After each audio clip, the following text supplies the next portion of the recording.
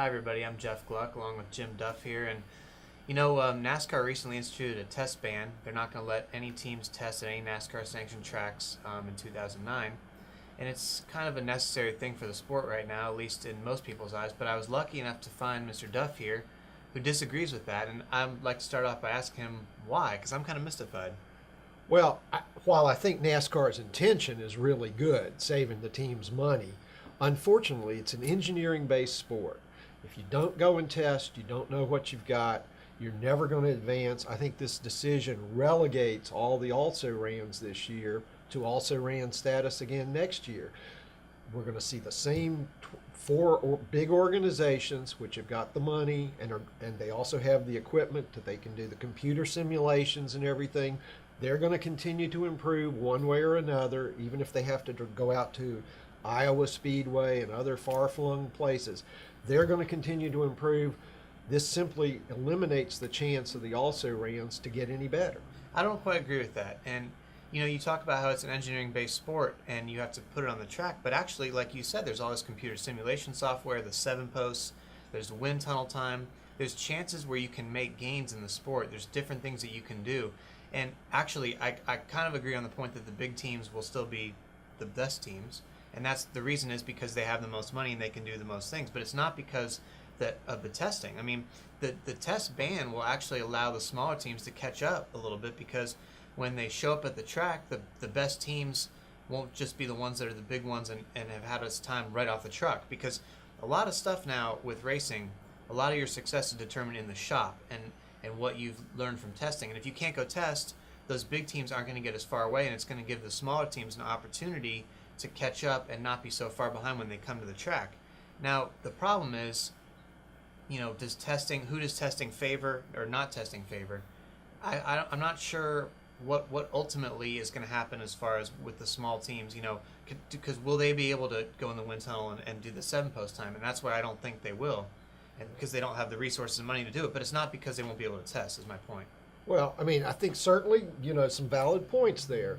I think NASCAR could go a long way.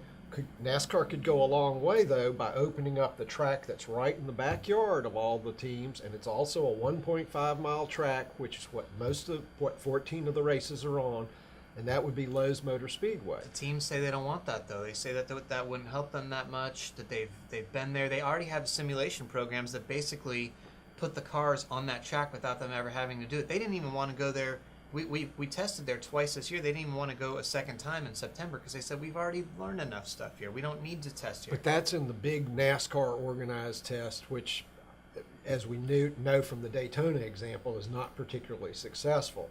I think if you opened up that track 1 day, 2 days a week, 2 days every other week, the teams are going to be able to go out there and get the kind of useful information. And I think the small teams could afford to go there.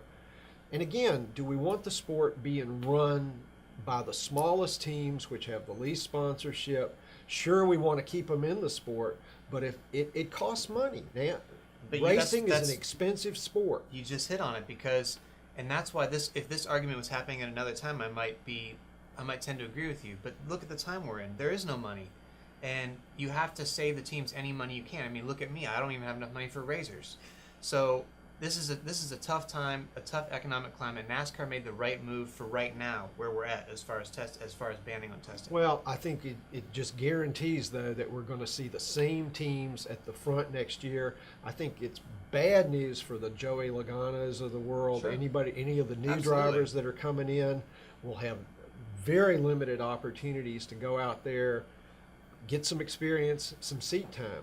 I also think it's really funny that some of the teams, that speak most highly in favor of this ban are the same ones that got ahead in the sport for years by testing. Jack Roush clearly saw the benefits, 4 or 5 years ago with Greg Biffle doing all of his winter testing, came out of the box strong the next year. Jack Roush chose not to test last year before the COT. He was behind. Right now, the Roush teams are in great shape. They had a great chase. They're in really good shape. Maybe they don't want other people to test. Well, I mean, a lot of it is just about keeping up with the Joneses, and we'll have to continue this debate another time, but we hope you'll keep up with us on SceneDaily.com.